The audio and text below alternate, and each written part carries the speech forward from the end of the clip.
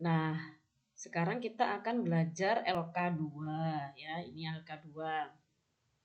Di LK2 ini Bapak Ibu diminta untuk mengisi tabel 1.1.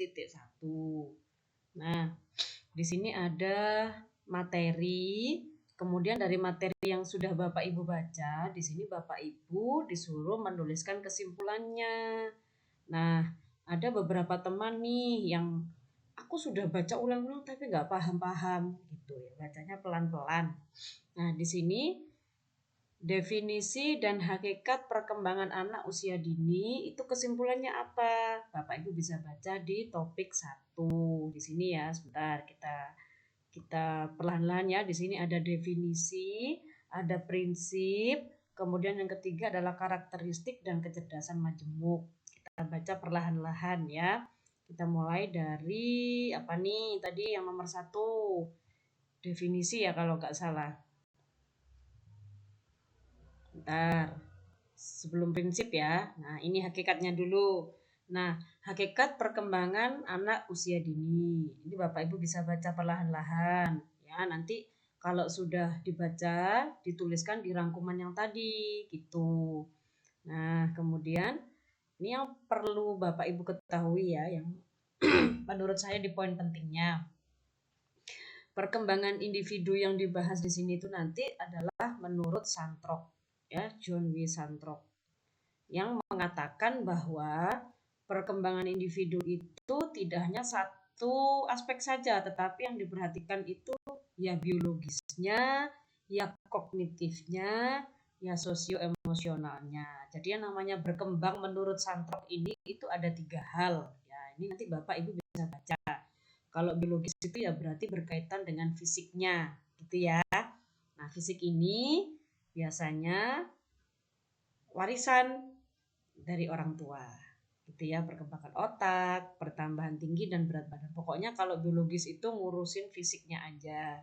Kalau kognitif itu apa yang diurusi? Tentang cara berpikirnya, kematangan cara berpikirnya. Ya, di sini sudah dijelaskan, ya. Kemudian yang ketiga adalah proses sosio-emosionalnya. Ya. Jadi, yang namanya berkembang bukan hanya secara fisik, tetapi ketiga-tiganya ini. Gitu ya. Nah, kemudian lanjut nih. Prinsip perkembangan sudah saya bahas sedikit di LK1 ya. LK1 sudah kita bahas sedikit tentang prinsip perkembangan yang ada 6 ya. Ada 6 ya prinsipnya ya. Kemudian setelah itu apa nih? Nah, karakteristik. Tadi kan Bapak Ibu juga diminta untuk menuliskan rangkuman tentang karakteristiknya, gitu ya.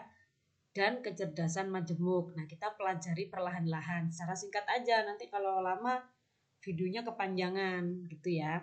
Nah, karakteristik anak usia dini itu seperti apa? Bapak Ibu pelajari di sini. Ini karakteristiknya. Ya, singkat aja ya, setiap anak adalah unik. Kemudian cara belajarnya anak itu biasanya melalui eksperimen dan permainan. Nah, itu karakteristiknya anak, itu ya. Karakteristik anak itu adalah tanda bukan tanda ya, karakteristik itu ya anak itu seperti apa sih gitu loh ya. Anak itu seperti apa gitu ya. Anak itu seperti apa. Karakteristiknya itu ya ini yang ada dituliskan di sini. 1, 2, nanti dibaca pelan-pelan. Kemudian yang ketiga adalah seorang anak itu biasanya rentang fokusnya nggak lama, ya, sekitar 3 menit gitu di usia-usia PAUD ya. Nih, fokusnya selama 3 menit kali 2 yaitu 6 menit. Jadi kalau misalnya Bapak Ibu dalam rancang pembelajaran itu menggunakan buku cerita, jangan lama-lama gitu. Nanti anak-anak awalnya duduk manis lama-lama bosen. Itu karakteristiknya anak. Karakternya anak itu seperti itu pada umumnya ya, walaupun tidak semuanya. Ini kan pada umumnya. Kemudian yang keempat, biasanya seorang anak juga akan tertarik dengan pujian dan dukungan dari orang-orang sekelilingnya. Ya. Jadi ini dikasih contoh nih. Jika seorang anak kecil menggambar, kemudian dia ditunjuk dia kan gambar nih, dia tunjukkan ke gurunya. Terus gurunya ya udah taruh aja di meja gitu. Mungkin perasaan seorang anak itu kecewa gitu ya, padahal maunya tadi itu dia kepinginnya dipuji. Nah, itu karakteristiknya anak. Jadi Bapak Ibu harus paham hal seperti itu ya.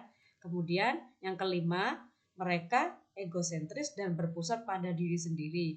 Maksudnya itu biasanya dia belum memikirkan orang lain, dia masih melulu tentang keakuannya, masih keakuannya. Jadi egonya masih masih ada gitu, masih tinggi, masih melekat gitu di anak-anak usia PAUD.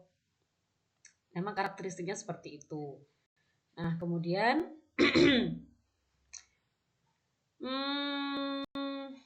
yang keenam, adalah kebutuhan dasar perkembangan anak adalah cinta dan penerimaan. Ya, itu karakteristiknya seorang anak. Jadi nanti Bapak Ibu bisa baca perlahan-lahan di sini. Ini sudah ada contohnya nih, ya. Nih contoh, seorang anak membutuhkan kebebasan untuk bereksperimen, ya. Bereksperimen tentang apa? Biasanya anak suka bereksperimen dengan balok-balok atau apapun yang dia seneng gitu ya. Jadi itu nanti Bapak Ibu merangkum ya, merangkum tentang ini nih karakteristiknya anak usia dini ada 6. Nanti Bapak Ibu bisa tuliskan di LK 2.2. Nah, kemudian harus juga menuliskan tentang kecerdasan majemuk. Nah, mungkin Bapak Ibu ada yang baru dengar nih, apa sih kecerdasan majemuk itu? Nah, kecerdasan majemuk itu di sini nanti ada 8 ya. Ada yang kecerdasan linguistik verbal. Nah, ini apa ya kecerdasan linguistik verbal ini? Nah, di sini sudah dijelaskan. Kecerdasan linguistik verbal itu adalah anak yang ada kecenderungan dia cerdas dalam hal berbicara, menulis, dan berkomunikasi. Nah, untuk anak-anak yang seperti ini, bagaimana cara Bapak Ibu menstimulasinya? Di sini sudah dijelaskan. Nah, gitu ya, dibaca perlahan-lahan.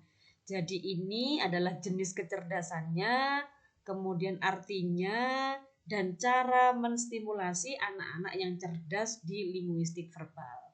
Nah, di sini nanti juga dijelaskan juga kok yang di B, logika matematis, itu seperti apa, cara menstimulasinya seperti apa, kemudian yang C juga gitu ya, sampai nanti ada di apa ini H, ini ya kecerdasan naturalis. Jadi sudah lengkap kok itu, bacanya perlahan-lahan aja ya. Nah, itu diisikan di sini Bapak Ibu di tabel 1.1. Kemudian disimpan dalam bentuk PDF. Gitu ya.